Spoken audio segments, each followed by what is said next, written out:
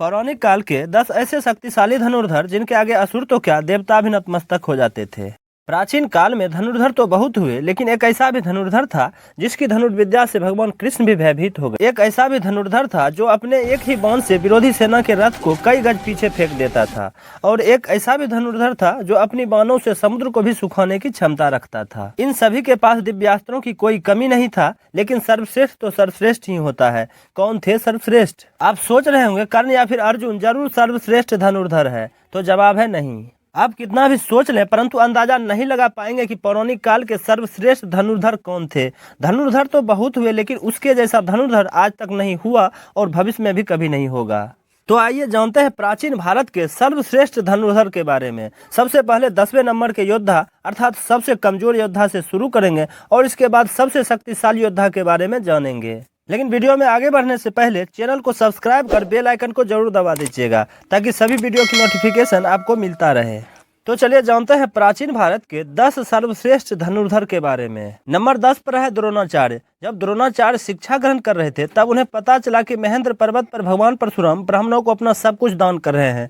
द्रोणाचार्य भी उनके पास जाकर अपना परिचय दिया और भगवान परशुराम से उनके सभी दिव्य अस्त्र शस्त्र मांग लिए और उसको चलाने की विधि भी सीख ली। गुरु द्रोणाचार्य ने ही कौरवों और पांडवों को युद्ध विद्या का ज्ञान दिया था। महाभारत युद्ध में भीष्म के बाद दुर्योधन ने द्रोणाचार्य को अपना सेनापति बनाया। अपने युद्ध नीति और धनुर्विद्या से गुरु द्रोण ने पांडवों की सेना का भारी विध्वंस किया था।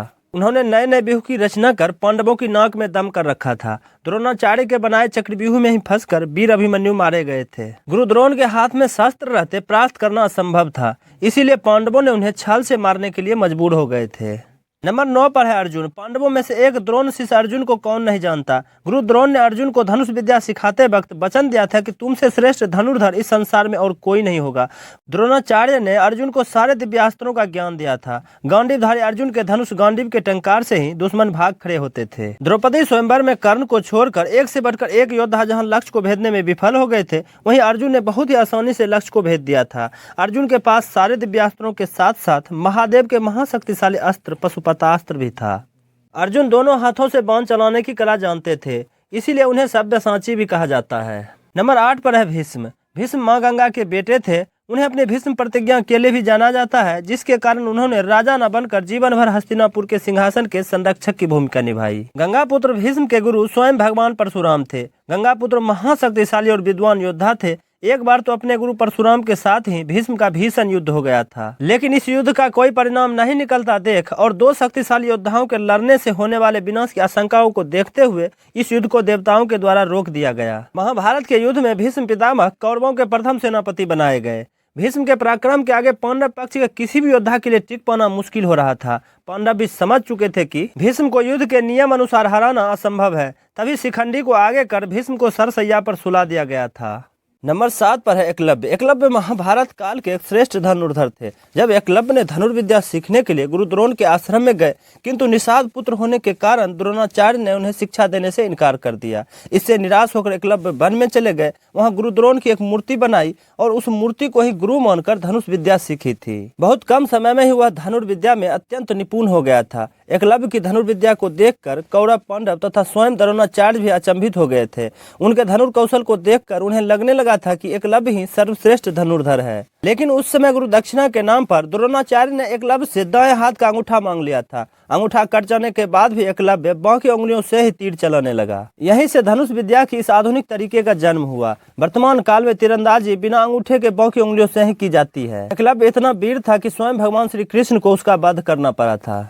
नंबर 6 पर है बर्बरिक। वे महाभारत काल के एक महान योद्धा और घटोत्कच के सबसे बड़े पुत्र थे। बर्बरिक को उनकी मां ने यही सिखाया था कि हमेशा हारने वाले की तरफ से लड़ना, और वे अपने जीवन के अंत तक इसी सिद्धांत पर चलते रहे। बर्बरिक के पास 3 ऐसे बाण थे जिसके सहारे वे महाभारत के युद्ध को पल भर में खत्म कर सकते थे। बर्बरिक की वीरता और उनके 3 बाणों के बारे में जानकर स्वयं भगवान श्री कृष्ण भी चिंतित हो गए थे, जिसके कारण श्री कृष्ण ने दान में बर्बरिक का शीश मांग लिया था। इसके पश्चात भगवान श्री कृष्ण ने बर्बरिक को स्वयं के नाम से पूजित होने का वरदान दिया, जिसके बाद से खाटू श्याम के नाम से बर्बरिक की पूजा होती है। नंबर 5 पर है मेघनाद। रावण पुत्र मेघनाद धनुर्धरों में महाशक्तिशाली था। अपने पराक्रम से इंद्र को परास्त कर स्वर्ग विजयी होने के कारण ही ब्रह्मा जी ने मेघनाद का नाम इंद्रजीत रखा था। मेघनाद का नाम उन योद्धाओं में गिना जाता है जिसके पास ब्रह्मास्त्र, वैष्णवास्त्र तथा पशुपतास्त्र था। लक्ष्मण जी से युद्ध के दौरान मेघनाद ने लक्ष्मण जी पर इन तीनों ही दिव्यास्त्रों का प्रयोग किया था, पर तीनों ही दिव्यास्त्र लक्ष्मण जी पर निस्तेज हो गया था। लेकिन मेघनाद ने लक्ष्मण जी को शक्ति बाण के प्रहार से उन्हें मूर्छित कर दिया था। अति महारथी कहलाने वाले वीर योद्धा मेघनाद रामायण युद्ध के अपने पहले दिन ही प्रभु श्री राम और लक्ष्मण जी को नागपास में जकड़ लिया था। नंबर 4 पर है कर्ण। वैसे तो महाभारत काल में एक से बढ़कर एक सैकड़ों महान योद्धा हुए, लेकिन कर्ण के जैसा कोई धनुर्धर नहीं था। सूर्यपुत्र कर्ण महाभारत काल के ऐसे महारथी योद्धा थे जिनके पास ऐसे दिव्य कवच और कुंडल था जिसे किसी भी बाण या हथियार से भेदा नहीं जा सकता था। इसीलिए युद्ध से पहले अर्जुन की सुरक्षा के लिए देवराज इंद्र ने ब्राह्मण के वेश धारण कर छल से दानवीर कर्ण का कवच और कुंडल दान में मांग लिया था। लेकिन कवच कुंडल के बिना भी कर्ण इतने शक्तिशाली थे कि अर्जुन के साथ भयंकर युद्ध में कर्ण के बाण से अर्जुन का रथ कई कदम पीछे खिसक जाता था, जिस रथ पर स्वयं भगवान श्री कृष्ण और बजरंगबली विराजमान थे। इससे पता चलता है कि कर्ण एक महाशक्तिशाली योद्धा थे। अर्जुन के साथ अपने अंतिम युद्ध के दौरान कर्ण ने अर्जुन के दिव्यास्त्रों को अपने साधारण बाणों से ही काटकर अर्जुन को लगभग मार ही डाला था, अगर भगवान श्री कृष्ण ने अर्जुन की रक्षा न किए होते। भगवान श्री कृष्ण ये भली भांति जानते थे कि जब तक कर्ण के हाथ में शस्त्र है उसे परास्त करना असंभव है। इसीलिए जब कर्ण निहत्था थे तब छल से अर्जुन को कर्ण का वध करना पड़ा।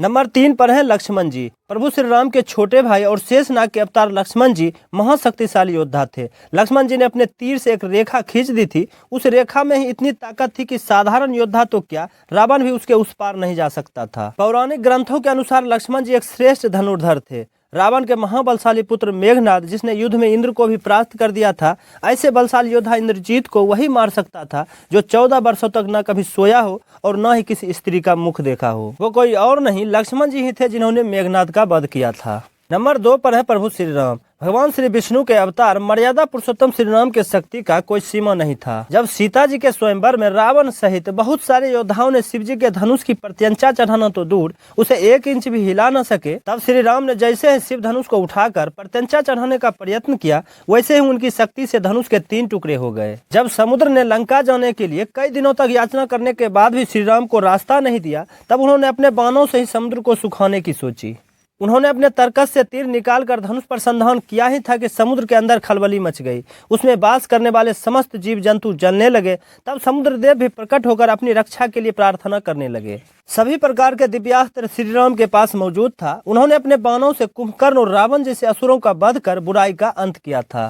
नंबर 1 है देवों के देव महादेव। संपूर्ण ब्रह्मांड, धर्म, योग और धनुर्विद्या की सृष्टि महादेव से ही हुआ है और उसका अंत भी उन्हीं पर होता है। महादेव से ही सृष्टि की शुरुआत हुआ है और उन्हीं पर इसका अंत है। इसीलिए महादेव ही सबसे शक्तिशाली हैं। भगवान शंकर को संहार कर्ता भी कहा जाता है। उनकी शक्ति असीम और अनंत है। वे एक क्षण में किसी का भी विनाश कर सकते हैं। इसीलिए महादेव ही सर्वश्रेष्ठ हैं। तो दोस्तों, आपके हिसाब से सर्वश्रेष्ठ योद्धा कौन थे? नीचे कमेंट बॉक्स में कमेंट करके जरूर बताइएगा। आज के लिए बस इतना ही। मिलते हैं इसी तरह की एक और वीडियो में। तब तक के लिए जय हिंद, वंदे मातरम।